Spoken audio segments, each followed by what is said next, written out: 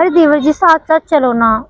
साथ साथ कहाँ चले एक भाभी? तो पहली बार आई हूँ मैं यहाँ पे। कोई बात नहीं, मैं हूं ना आपको घुमाने के लिए पूरा पार्क। मैं तो जानता हूँ ना इस पार्क को।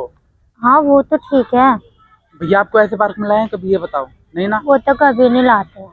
तो आप भी घर में बोर हो जाते, इसलिए मैं सोचा अपनी भाभी को घुमा लिया, ठंडी ठंडी हवा खाएंगे, धूप खाएंगे यहाँ तो से। तभी तो मैं आपके साथ आती हूँ ना घूमने बाहर। मुझे तो बहुत अच्छा लगता है आपके साथ घूमने में। तभी तो भाभी लेकर आया। और यहाँ पे पता है, प्यार करने का एक अलग ही मजा आता है।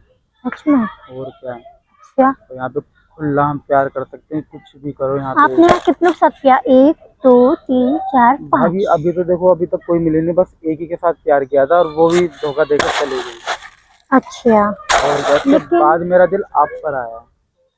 मैं आपको धोखा नहीं दूंगी। आप अरे मेरे तुम साथ तो चलो। नहीं दोगी मुझे धोखा, ये तो मैं भी अच्छे ढंग से जानता हूँ भाभी। चलो मुझे उस झूले झुला दो। ओ हाँ, झूला रह गया था, आओ झूला झुलाता हूँ आपको।